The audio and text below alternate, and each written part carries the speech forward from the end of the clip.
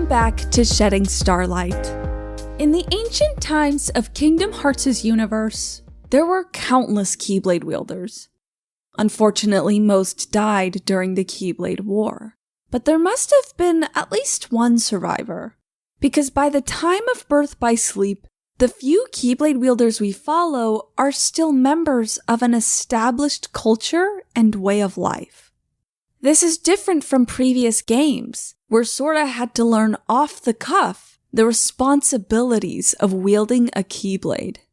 So let's discuss these responsibilities and explore the home of those who upheld them, the land of departure.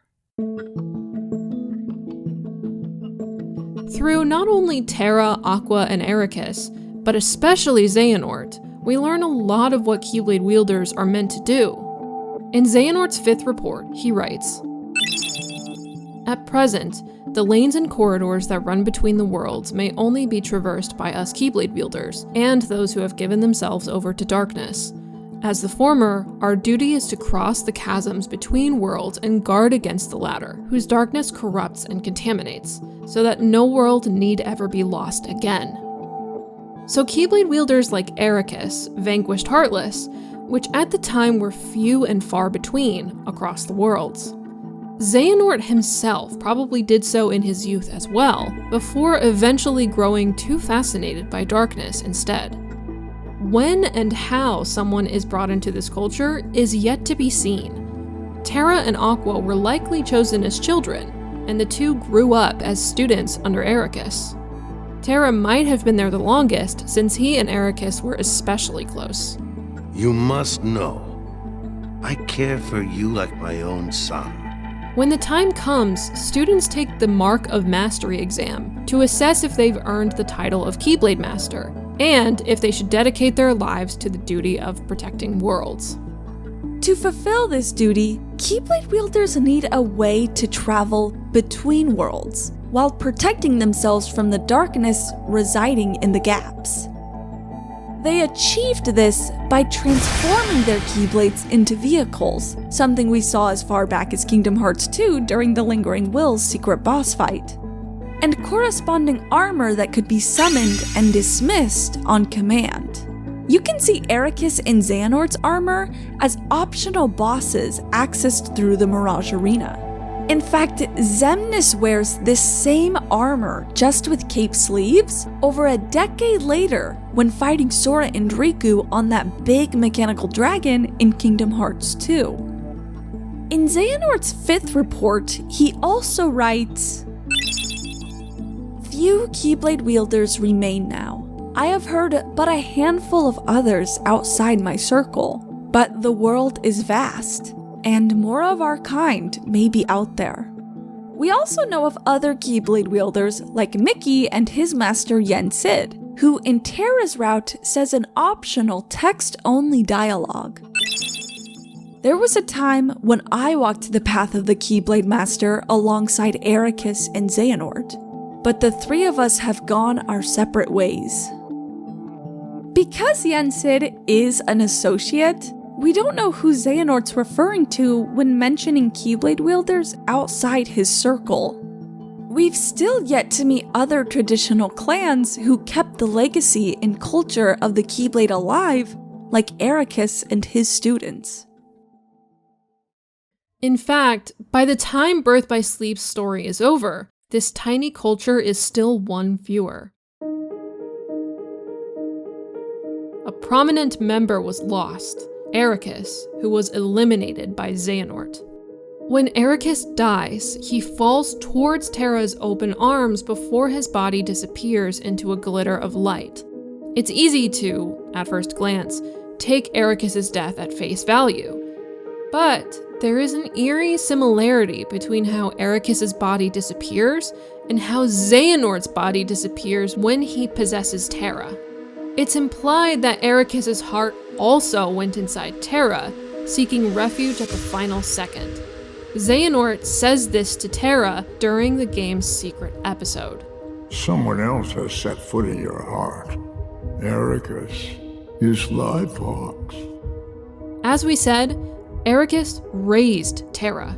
which means that the Land of Departure wasn't just a sort of monastery where people learn the ways of the Keyblade. It was the home of a family. And Xehanort didn't just kill the father figure, he casted his entire home into darkness.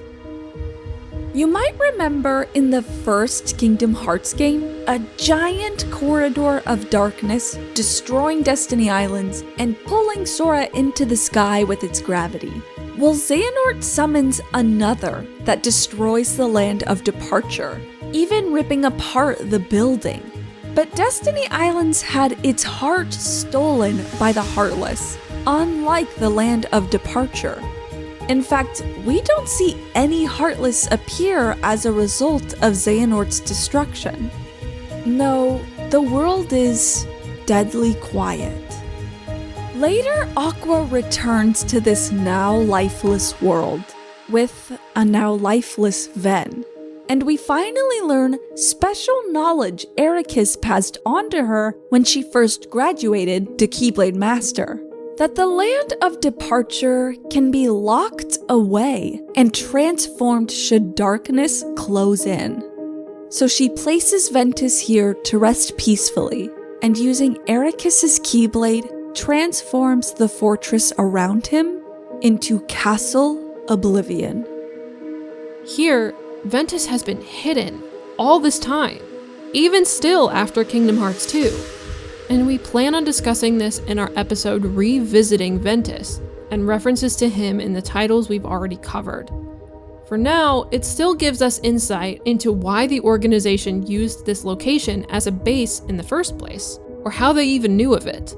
Aqua transforming the castle to protect it from trespassers explains why, even though Axel was sent to Castle Oblivion multiple times, he could never fully flesh out all of the castle's secrets.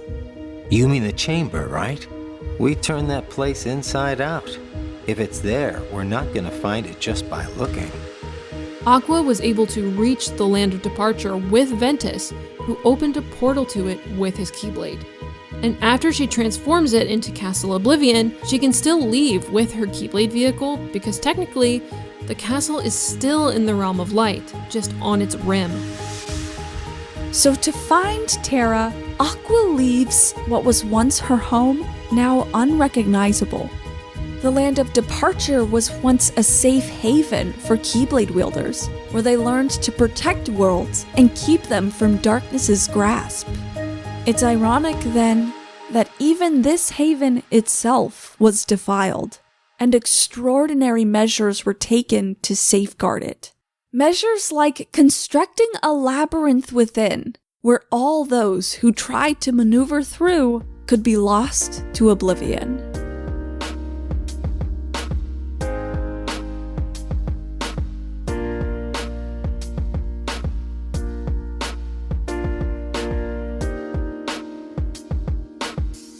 Hi, Hannah. Hi, Mel.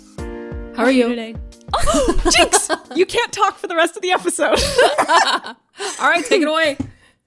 I have, honestly, it wouldn't even be a problem because I have so many discussion points. This episode was really hard to write because there's so much to this world. There's so much. Yeah, and it's also kind of abstract at the same time.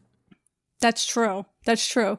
And a big part of it, which we'll get into later, but the Chamber of, I have to remember which one it is, the Chamber of Waking. Chamber of Secrets. We can't even really dive into that episode, which I guess we'll talk about it when we get there. But anyway. Okay. So we started this episode talking about the culture and the history and what Keyblade Wielders do. And I just think it is so cute that not only Sora, but Roxas and Xion unintentionally go around and fulfill the Keyblade Wielders' way of life without even knowing that culture existed. Yeah. And they just do it. Like, that's so cute. That reminds me of, you've seen all of Korra, right? Yeah. That reminds me in season 3 or 4 or whatever, when the spirit world grants random humans airbending because it needs to like restore the balance of the universe. So this very much reminds me of that. Like bringing Keyblade Wielders in to restore the balance of darkness and light, even though like they weren't trained in the ways or whatever. Yeah. You know what they say? Light finds a way. It sure fucking does. I just got done watching a video about dinosaur movies like Jurassic Park. So Light Finds a Way was on the brain and I had to say it. Okay. Okay. We took however long for this episode to come out, and I only realized today that we didn't even talk about the ceremony of being chosen by Keyblades, which is, I'm like, why did I not write that? Am I crazy? Yeah, absolutely. Okay, so a very quick rundown. Like I said, I have a lot of discussion points, so I'm going to try. I mean, I don't want to rush too fast, but I will try to make this not be super long. But a lot of people, a lot of fans have kind of come to the conclusion, based off of Riku grabbing Terra's Keyblade by the handle, that to be chosen by the Keyblade, perhaps all you have to do, if you're worthy enough, if your heart is worthy enough, you grab the handle and you're granted that power and it belongs to you. And so that's why Riku can wield the Keyblade, is because he held the hilt of Terra's Keyblade. And I think the ceremony is more just for like fluff. You know, I don't think you have to do the ceremony. Yeah. It's kind of like a wedding. Like, you don't have to have a wedding. You can just go sign the damn paper, you know? Right. But I'm just like, oh my God, how could I not write about that? Yeah. It's it's tradition. It's like, it's so, this is one of the points I wrote down later, but it's like, it's so environmental storytelling of like, there's this whole culture that used to exist, and now there are 2 children, and then a third left to be trained in this culture and way of life. Even though there's a whole ass castle and world dedicated to it, ? Yeah. So it's so cool to see the glimpses of the things that we do see. Yeah. You, I don't know if you wrote it in the actual discussion, but you did say at one point during the writing of this episode, you were like, this is so Star Wars. Yeah. And it is. It's very, let's take a Padawan, let's train him in the ways of peace. Yeah. Which makes you wonder, like, there's no Jedi temple in Birth by Sleep. Right. But was there at one point? Like, did they slowly dwindle out? Was there an Order 66? Like, what the hell happened? Yeah. It's so interesting. Speaking of another point that I didn't write down, but I feel like I should mention. Speaking of grabbing Keyblades by the hilt, there's a scene in Aqua's route when she goes to Radiant Garden when Kairi grabs the hilt of her Keyblade. And I can't remember if it's ever explicitly said in an Ultimania, but fans overall have concluded that that's probably why she can wield a Keyblade in Kingdom Hearts 2. And someone who's probably, speaking of Kingdom Hearts 2, not found worthy, I don't know if anybody remembers that scene in the Pirates World. It's not Port Royal, is it? Yeah, I guess it is just Port Royal instead of like the Caribbean or something. But in the Pirates of the Caribbean world, Caribbean, I don't know, I say it both ways. Jack Sparrow tries to grab the Keyblade and it disappears from his hand and goes back to Sora. So it's interesting that with some people, the Keyblade is like, yes, you may touch me. And then other people, it's like, don't you dare lay a fucking finger on me. You are not worthy. Go sit down. I bet there's a difference between, a Keyblade wielder willfully letting someone else take it for a moment by That's the handle true. and someone else fucking yanking it out of their hand. That's true. That's a good point. Yeah. Because doesn't that happen multiple times, or am I misremembering? It's I also can't remember. Like, doesn't Leon in Kingdom Hearts 1 at some point? Maybe I'm misremembering. You know, I can't remember if he gives it back to Sora. No, maybe he. I don't remember either. I don't know, but whatever. Either way, that can happen. Yeah. He's got a sword gun already. He doesn't need a Keyblade. Yeah, he doesn't fucking need one. I forgot it's like a gun. That's crazy. Have you ever seen Star Wars Rebels, Hannah? No, I still haven't finished Clone Wars. You guys, every single Star Wars fan who listens to us, we all need to band together and make Hannah watch Clone Wars and Star Wars Rebels. Okay, it's high time. I want to. I just haven't gotten to the good shit yet.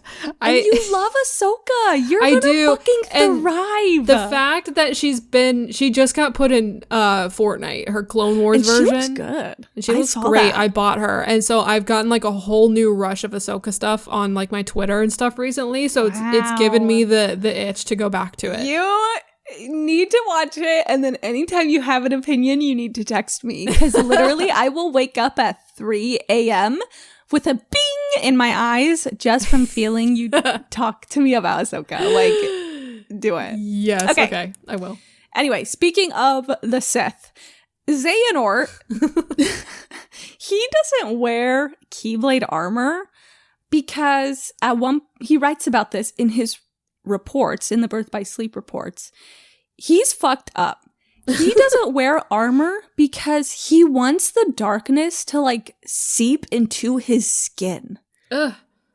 Isn't that fucking crazy? Is that why he looks like the most evilest motherfucker to exist? I think so. I think it's literally running through the veins visible on his head. Like, he's crazy. He's insane. He's the type of guy who like rides a motorcycle without leather, without a helmet, with like a t-shirt. I can't do that. God, anyway. I was watching someone ride an electric scooter today in North Hollywood in flip-flops and no helmet, and I was like, what the fuck are you doing? You're gonna die on that thing. I'm too scared.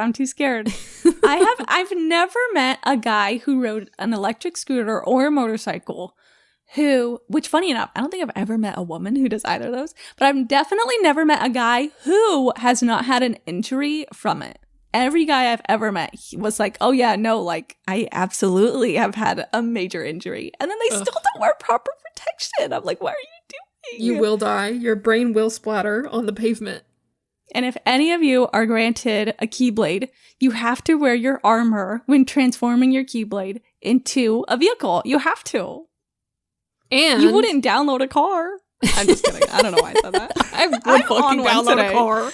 I'm on one today. And Square Enix has to give Sora and Riku Keyblade armor. They have to. They must. In my opinion. You guys, to this day, they have not gotten Keyblade armor. And the fans are not rioting, but we should riot. We should riot. They would look so cool. There's fan art.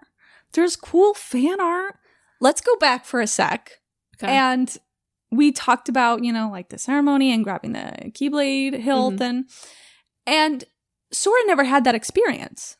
There wasn't anybody whose Keyblade Sora grabbed. And so there's like a bunch of different theories, like, oh, it's because he joined hearts with Ventus, and Ventus is a Keyblade wielder.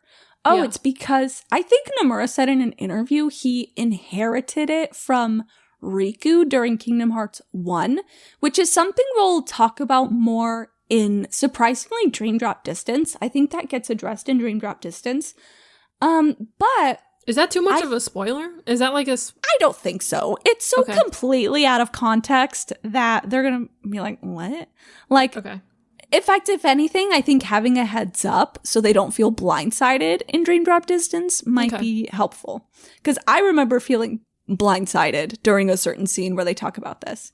All right. But I will say also, in like current Kingdom Hearts times, how do I say this?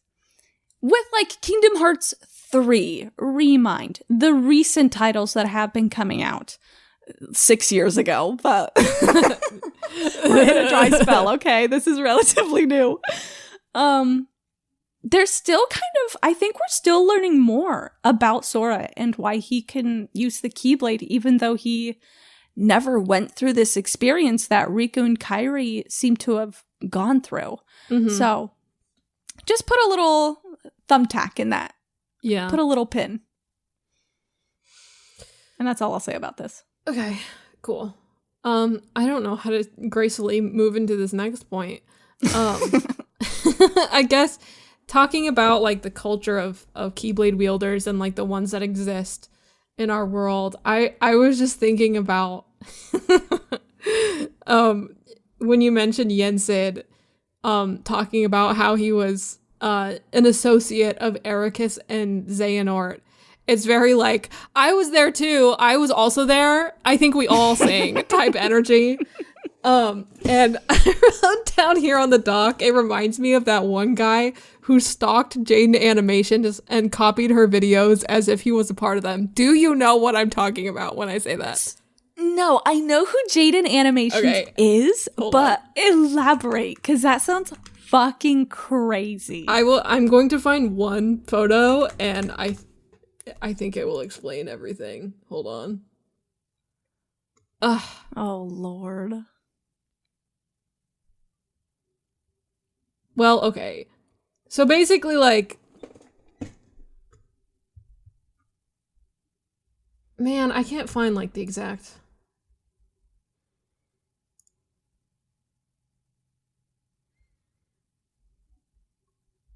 So, like, people would put... So, Jaden Animations would, like, put out a video, and then this guy would put out another video with, like, the same thumbnail, and then he, like, photoshopped his Sona onto it, and, like, pretended, like, oh, yeah, we did this thing. Oh, yeah, like, we were... like, here's an example. And, like, she didn't know him. Oh, like, this is so off topic, but like, Yensid gives me this energy. Oh my god. It's so funny.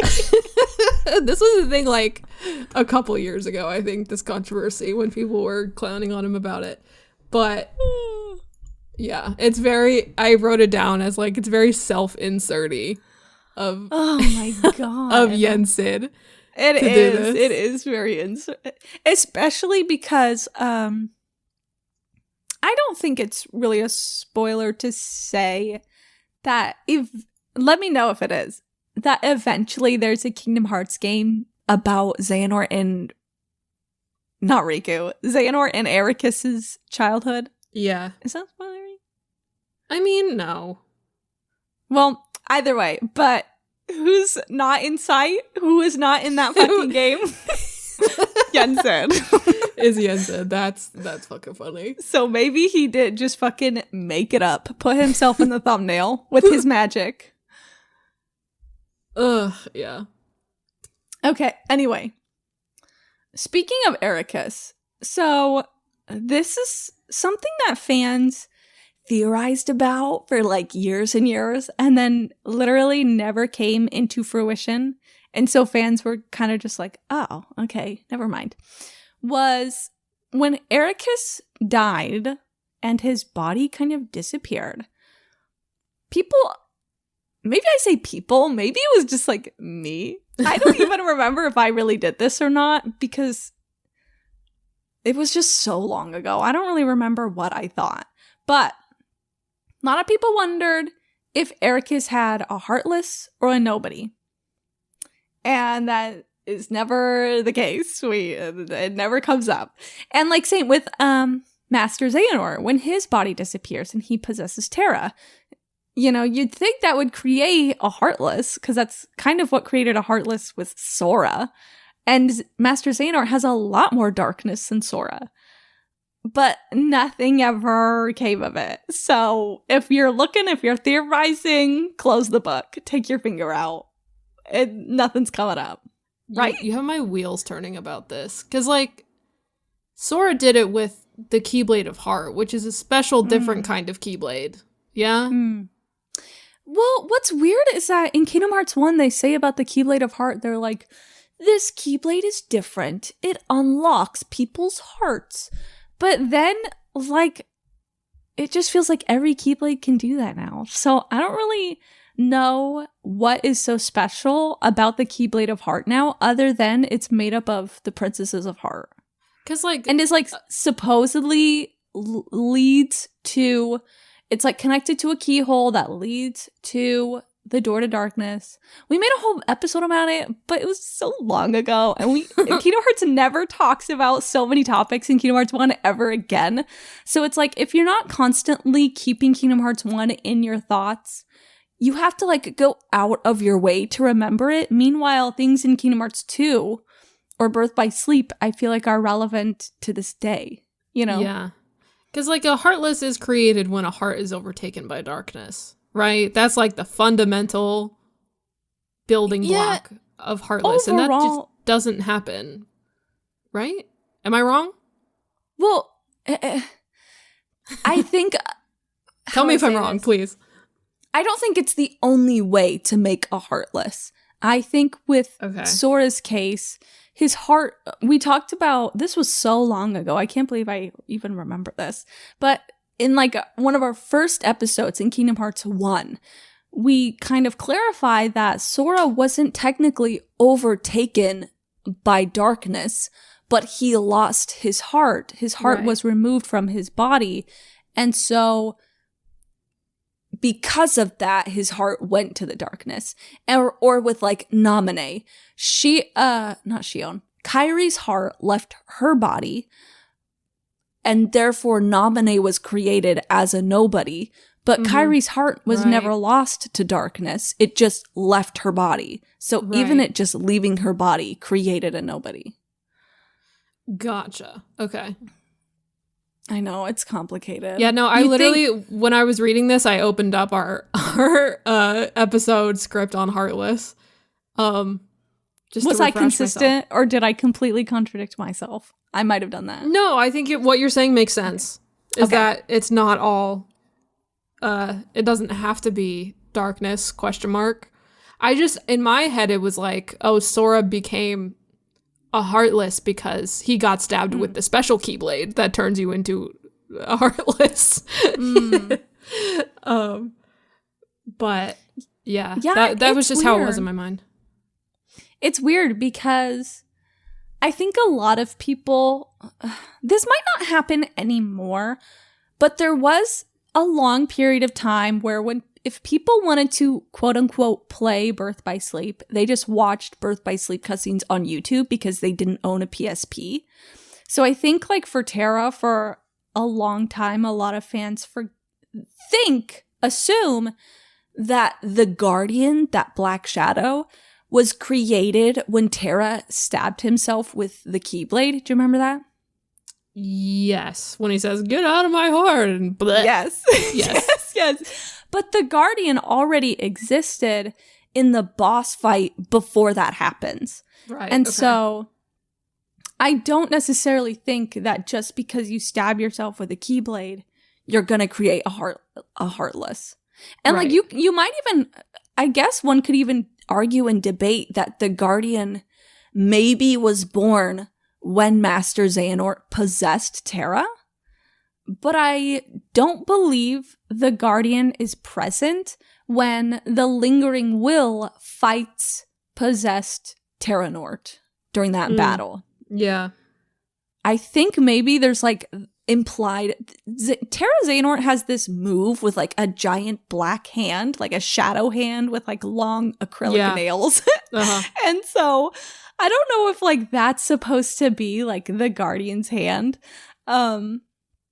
But I can't remember if that's actually in that battle or if it's just in the battle with Aqua, who fights Terra Xehanort. Yeah, I don't know. But either way, I definitely know that in the Lingering Wills fight, there's no, like, actual guardian that, like, tries to grab the Lingering Will, like it does try to grab Aqua. I do know that. Right, okay. And I don't remember how we got to this point. Oh, did Master Xehanort and Eraqus create a Heartless? Right. It's I think it's safe to say no because it hasn't been talked about in all these fucking years. Yeah, so my question following up that is how did The way you phrase this. I'll say it how I wrote it. I said, how did he do that though, period? How did he just decide, no, I will not die and go in Terra's heart? I honestly, like, I think this is so interesting because it does remind me of Kairi in Kingdom Hearts 1 when she's like, Sora, and then, like, enters his body, you know? Yeah. So she phases through him, though. She does. And I feel like it's implied. Okay, so this is something we haven't talked about yet because we haven't had our episode on Aqua. But in Aqua's route, when she meets Kairi, she quote unquote, puts a spell on Kairi by, like, touching her little necklace. And I was always under the impression that, because, like, how she describes that spell is, like, one day when you're lost, your light will lead you to another for refuge. And so I don't remember if it's definitively said that is either for, I promise I have a point, even though I don't remember it in this moment, but I promise I have a point. If that is for Kairi, when she's in space, being launched by Ansem, when he's evil in Hollow Bastion, and he's like, I have a Princess of Heart. Yeah. She should lead me to the Keyblade Wielder. If Aqua's spell led... God, there's so many little girls in this game. Kairi. I'm never drinking coffee after 4 p.m. ever again. I feel like such a mess. Led Kairi to Sora. Or if it was in that scene of Kingdom Hearts 1 where Destiny Islands is falling to darkness. I always thought it was like one or the other, but I can't remember which one I thought it was and was wrong about and which one is, like, the real answer. I probably should know that, but like I said, Kingdom Hearts 1 is so long ago, and if you're not, like, constantly replaying it, like, it's just not as relevant anymore, and you forget things. Yeah. But I don't know if, like, clearly there's, like, a similar thing happening to her and Sora and Terra and Eraqus. Yeah. I almost feel like it's, like, maybe it's different for Kairi because she's a Princess of Heart, but I almost feel like for Eraqus, it strikes me as, like knowledge Keyblade Masters know of. Yeah. Or, like long lost knowledge of, like, a spell that one can do, you know? I almost wonder if it's, like, because Xehanort knows how to do this already in his reports. I don't think there's any, like, significant moment where he realizes this is something he can do. It seems like this is knowledge he already had. So I almost wonder if both Master Xehanort and Eraqus already knew that this was something one can do if the situation is right for it.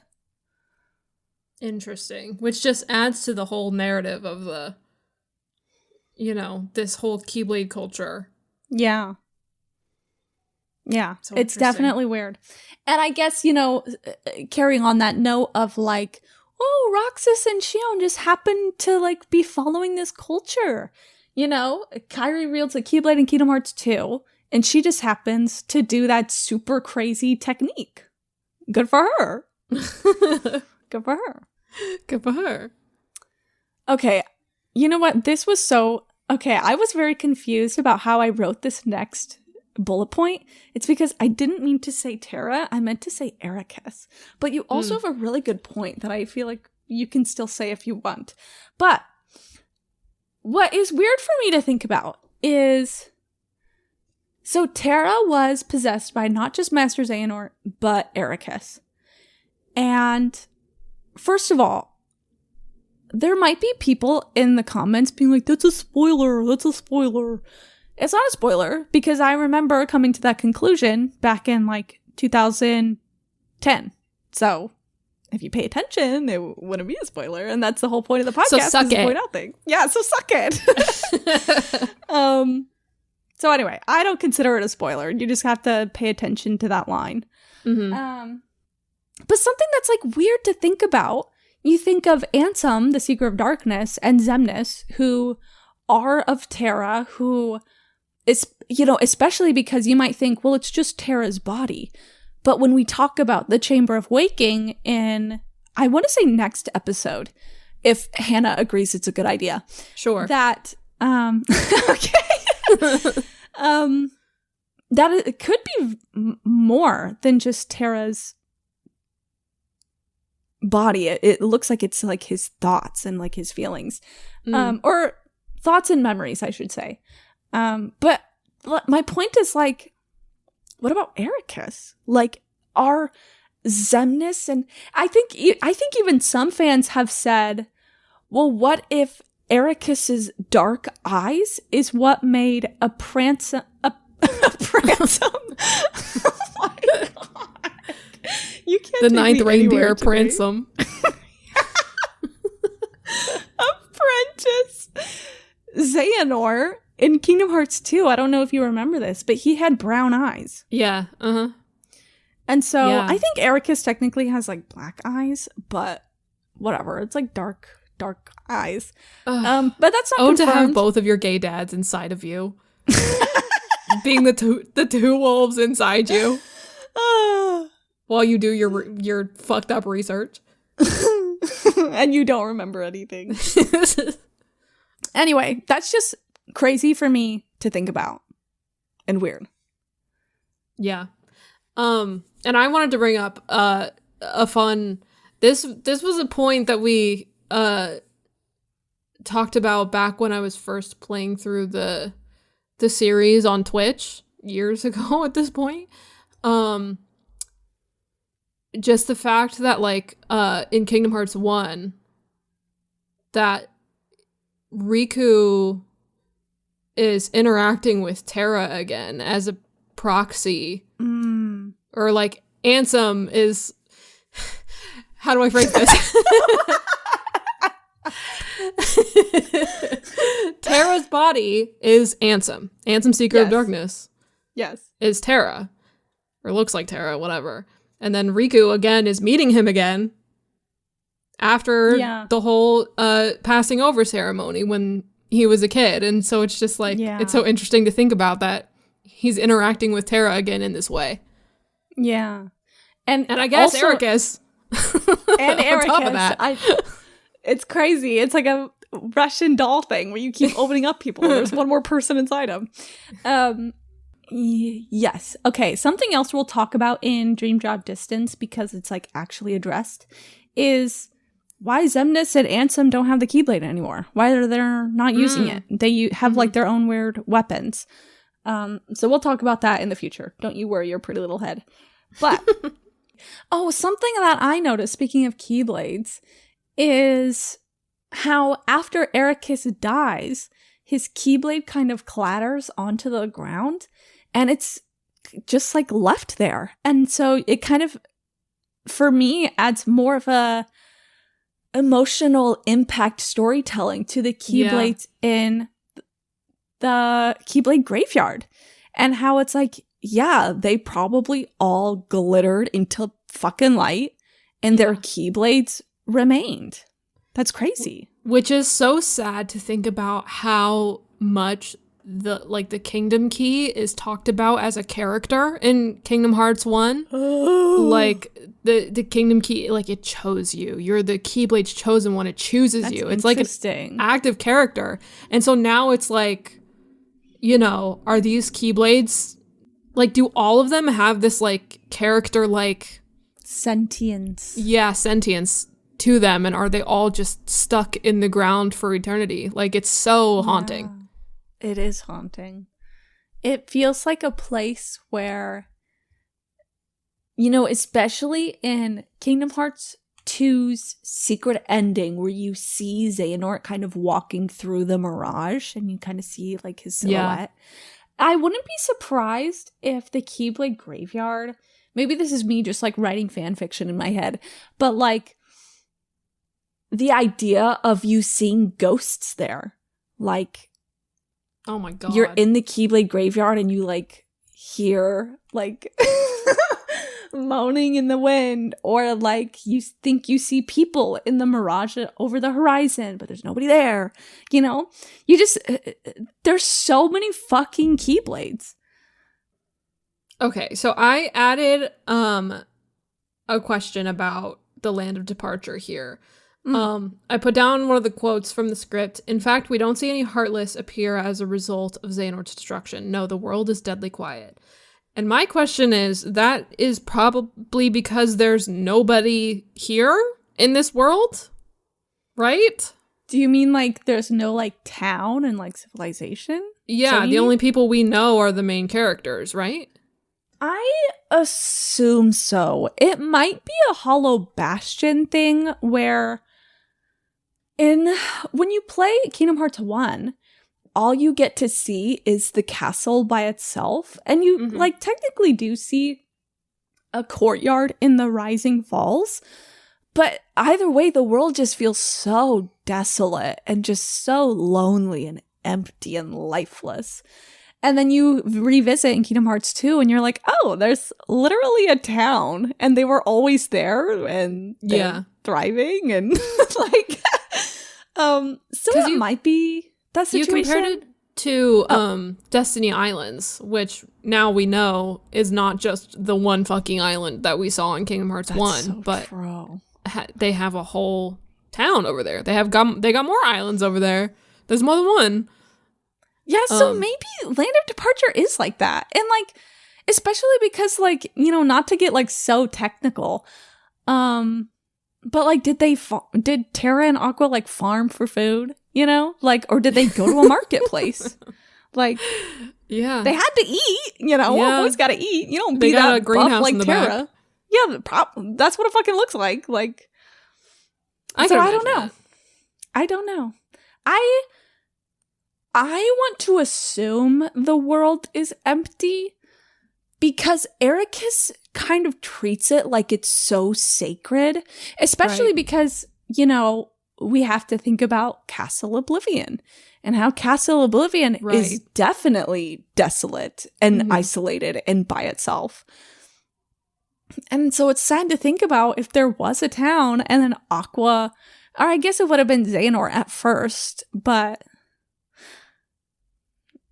it's sad to think about if there was a town and they all died. I'd almost rather just it be a lonely castle by itself. Yeah. And I don't have to think too sadly about that. Yeah, I wouldn't think of it as a place where everyone died. I would more think about it as, just like a place out in the middle of nowhere that they, you know, took Keyblade Wielders to. Again, akin to Star Wars to bring them to the Jedi Temple. But, yeah, I don't know. Yeah. That was just my question about it. It's a good There's question. no Heartless because there's no people. I see what you mean. Okay, there's no Heartless because there's no people. Okay, I get it. Your question actually clicked this time. Yes, it is like Destiny Island.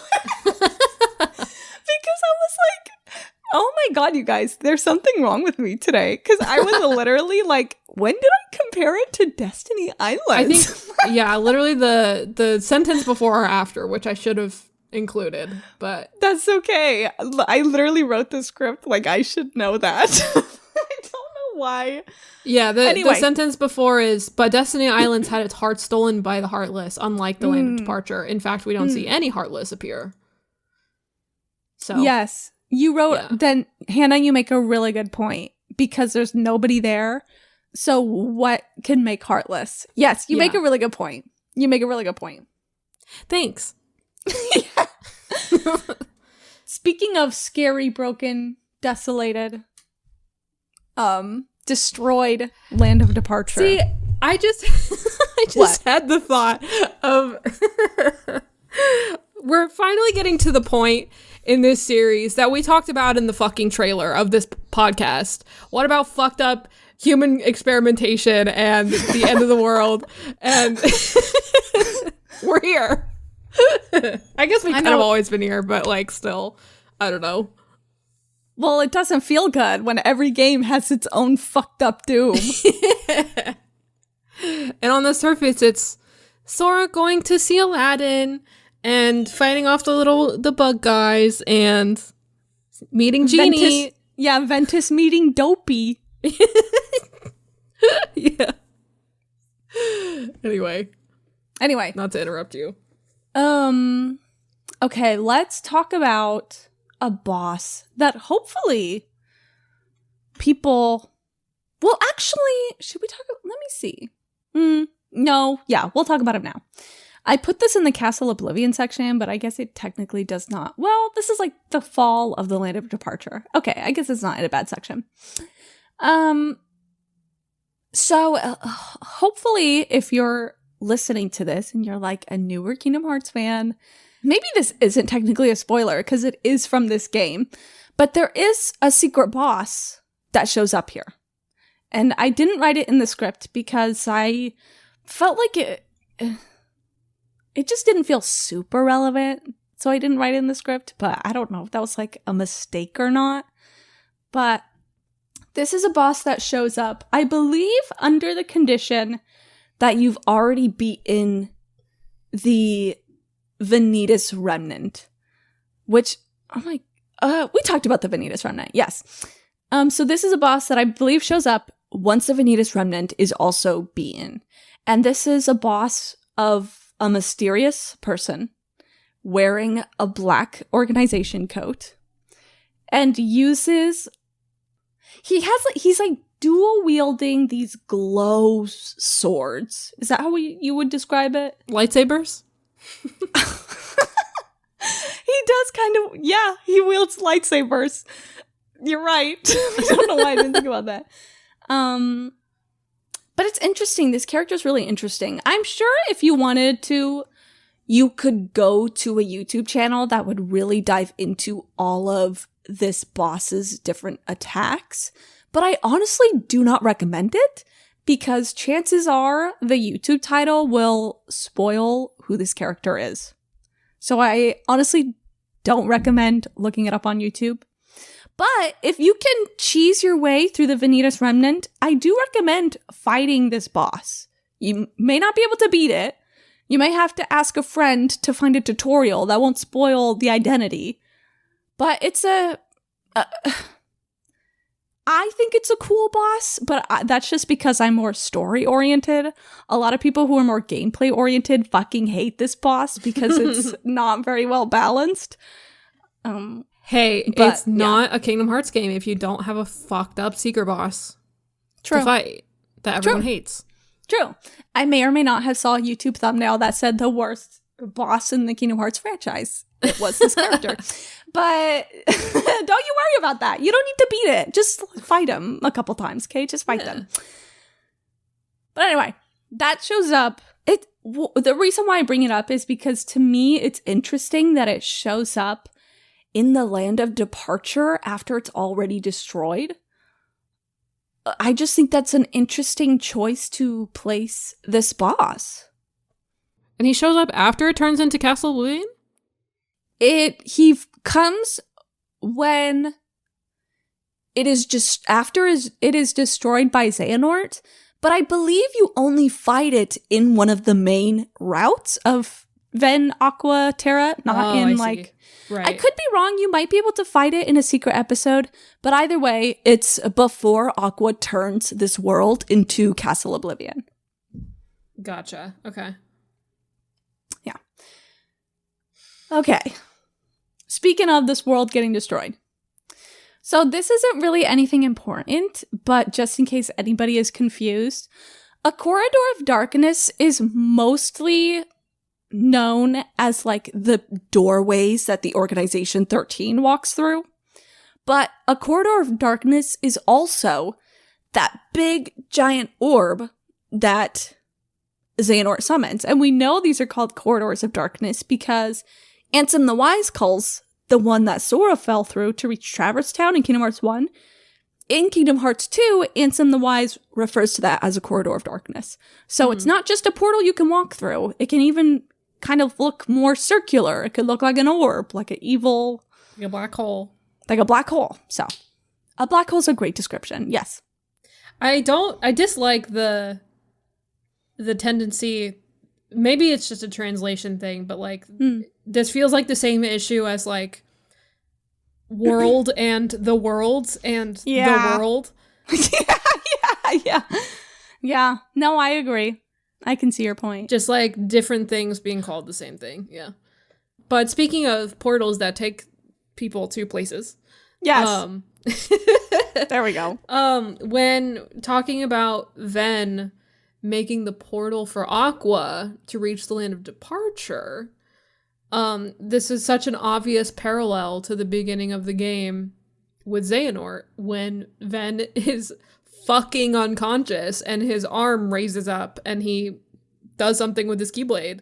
Yeah, that's a really good point. Which is so interesting. 'Cause if I'm like completely misremembering something, let me know, or like forgetting something. Do we see what happens when Ven's Keyblade shoots light into the sky at the beginning of the game, or does it just shoot light into the sky? We don't see. It just shoots light into the sky. And I have like my own theory of, well, I have an idea of a theory. I have pieces of a theory. I think there's something weird about that scene that people kind of just forget about. I think one of the reasons why I think that scene is emphasized is because when Ven is watching the stars in Land of Departure and he's like, there's a meteor shower. Why does it seem so familiar though? Right. He's looking at the sparkles that he had just shot into the sky with his own Keyblade. But we don't get to see what he actually did there. And here's what I think is really weird that nobody else seems to care, but I like refuse to let it go, is that scene when Ven is unconscious on Destiny Islands and he shoots a light into the sky, he says with Sora as a brand new heart when they just joined hearts, all that's left to do is open the door, which is something we've talked about in a previous episode, but I'm glad you bring it up here because,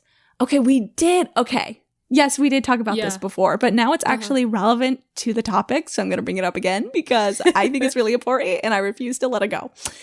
Is that when Ven opens a portal to let him and Aqua reach the Land of Departure, and Aqua is like, okay, if that's where you want to go. Yeah. Like, it is, okay. It is a wall.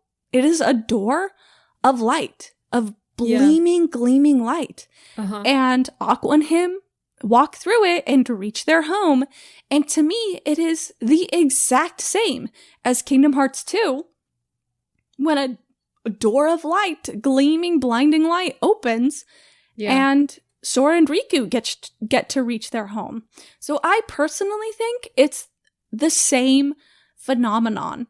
And I don't know if Ven and Sora can do it separately. I don't know if Sora, we're going to revisit the impact of every character now that we know where Ven's heart has been all this time within Sora. Yeah. But it's like, who's responsible for that power? Is it just Ven, or is it Ven and Sora? What is his power? Does it just let you go home? Is it not supposed to be something we're meant to think about seriously? Even though, in my opinion, it has... I just think it's weird that in Kingdom Hearts 1, even when we're done with the game and Sora and Mickey and Sora, Donald, and Goofy are about to go to Castle Oblivion chronologically. There's text that appears that says, Sora, you are the one who will open the door to the light. And then, when in Birth by Sleep, Sora and Ven are like, all that's left to do is open the door. And then Ven uses his Keyblade. And then in Birth by Sleep, Ven opens a door of light. And then in Kingdom Hearts 2, a door of light opens for Sora. I think it's all connected in like a constellation. The problem is I don't have like a concluding theory of what it all means. I just think it's all connected. Yeah. That's so interesting because like, in release order, it's like you're the one who will open the door, and then Birth by Sleep comes out after Kingdom Hearts 1, and it's like all there's left to do is open the door, but that happened before Kingdom Hearts 1 and the timeline. Yeah. So it's like all there's left to do is to open the door, and then you are the one who will open the door. Yeah. And then in Kingdom Hearts 2, Sora and Riku call that the door to light. So was that the door? Is it open? Like, that seemed really fucking easy and not relevant to the situation and a little anticlimactic if we're taking things into, like, a chronological sense. Or is there, like, a real door of light, another door of light that is still yet to be opened? I don't know. It is weird. Much to think about. So much to do, so little time. This world has been fucking connected. Did you ever watch? Some people might think this is cringe, but I literally don't fucking care. Did you ever watch BuzzFeed Unsolved? No, I want to. I remember seeing the gift sets on Tumblr back in the day when it was coming out, but I never watched it. Have you ever seen the meme where one of them is like, I've connected the dots? Yeah, and the you other didn't connect shit. That's what I feel like right now.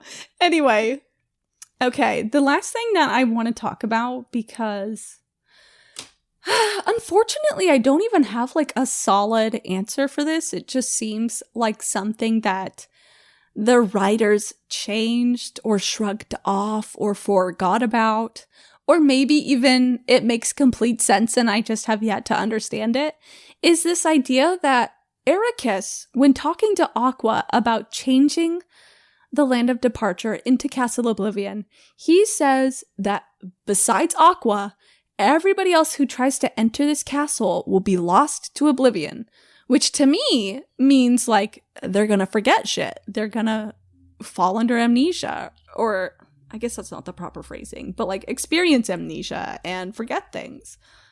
But we covered in our Chain of Memories season that the person responsible for Sora, Donald, and Goofy, and even Jiminy forgetting things was Naminé, because she didn't do it to any of the organization members and or even Riku, and all of their memories were fine. And so I don't know why they had Eraqus say this. I don't know if it's just because they wanted to use the word Oblivion. For, like, I think Castle so. Oblivion? I think I disagree with you on how you interpret the phrase "lost to Oblivion." I think it's I think it's more backroomsy than lose your memory. Like get lost to Oblivion. You won't be, because since there's like many floors and levels of like you this yourself maze. will be lost. Yeah, I see. Because like obviously people are, because you talked about how Axel is going through the castle. And he can't find what he's looking for. Yeah, you're right. So it's lost. So, which not to completely negate your point, but no, that's thank you, because that adds a really good point of, when talking about this kind of throne room that Ventus is placed in, because I guess he's placed in one of the 3 chairs, such just in the chapel, I guess, whatever. Ballroom? I don't know. The fucking, what do you call like a big room? I don't know. I guess you call it a big room. The throne room. What? The throne room. Thank you. When Ven is placed in like the throne room of Land of Departure and Aqua transforms the castle, where Ven is sitting is transformed into the Chamber of Waking. And so it kind of like begs the question of like, did it only transform that way because Ven was sitting there? Or is there like a second weird special reason for this room to exist? And Ven just happened to be sitting in the throne. Does that make sense? What I'm asking? Kind what I'm of. pondering? Like, you're asking if, like, it's conditional that someone has to be sitting there in order for it to turn into Castle Oblivion? For the Chamber of Waking to be made. That's what I'm wondering. Right. Right.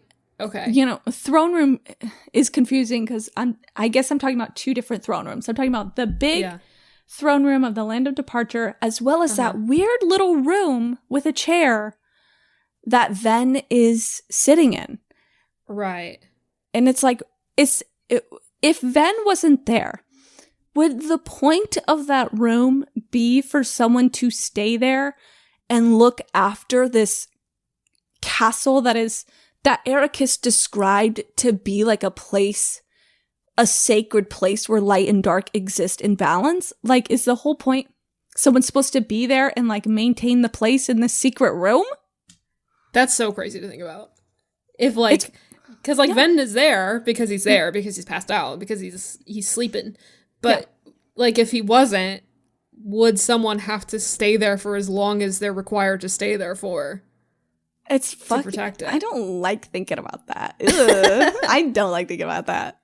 I'm just gonna pretend like the Chamber of Waking was only made because it detected Ventus and not because, like, you know what it reminds me of? Okay, I haven't seen any of the Thor movies in like 20 years, even though they probably came out like 12 years ago. But isn't there like supposed to be a thing where like somebody has to watch the Rainbow Bridge? There has to be someone guarding the Rainbow Bridge? Maybe. I'm not the right person to ask for this. I think I saw the first one and that's it.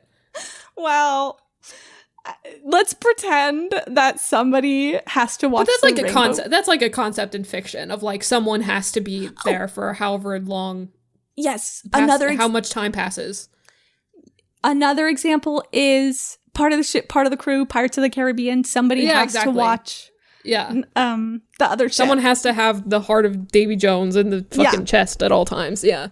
Yeah. Which, like, we're literally just making shit up. Like, none of this is confirmed about Castle Oblivion. Yeah. But I just think it's weird that it just made a room that nobody can find. Like, excuse me for mentioning the Forbidden franchise, but I hope it's understandable why I'm mentioning it. But in Harry Potter, I remember there's like the room of requirement where the castle gives you a room of what you need. So I almost wonder if Castle Oblivion could detect that Ven was precious and needed to be protected. And so it like created a room that you can't find. Yeah. I don't know. It's fucking weird. I bet. Because they kind of, maybe I might be completely making this up, but they kind of describe Castle Oblivion as like being alive, right? In Chain of Memories at some point? I can't recall. And even if they did, it's hard to say if they're just saying that to trick Sora. Right. Yeah, okay. But I don't know. I'll have to brush up. Yeah, brush up. Ooh. But I love this world. It's so ooky spooky. It's so ooky spooky. Yeah. You know, okay, so we talked a lot. I don't know if we're going to get into any emails today, which I think is okay. I think a lot of what we talked about was asked about in emails anyway. But Flynn and Adrian, thank you for sending in your questions. Flynn sent us a question that I think we're going to revisit. Can I say the next episode? I'm kind of hijacking Now, here. what's our next episode going to be about? Our next episode, Hannah, hopefully you're okay with it, is where we finally revisit the fact that Ven's heart has been inside Sora all this time.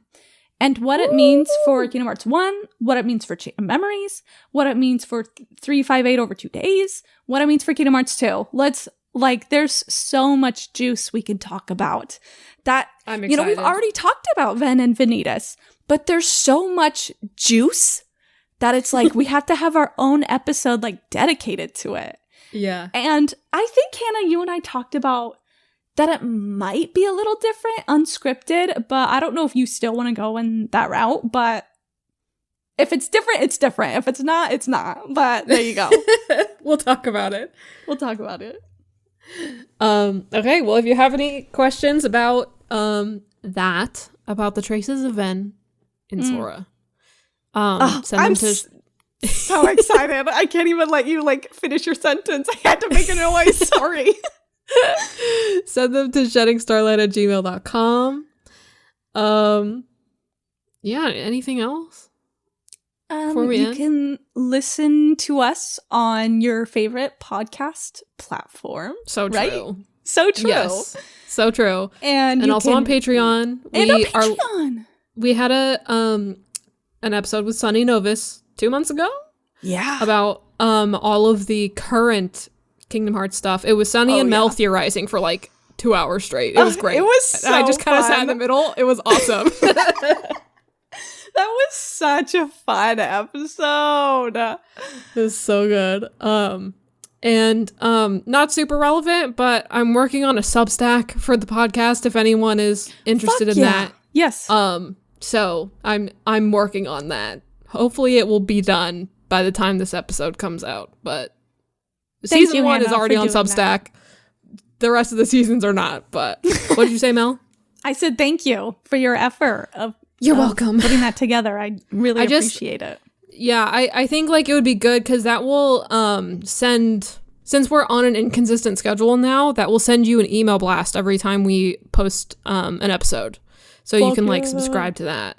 So you can go Google it right now, but like I probably won't put a link to it anywhere until it's fully done. But you can probably find us if you Google it. But yeah, that's on the way. So awesome. Look out for it. Woo! All right, well, thank you all for listening today, and we'll see you in the Starlight.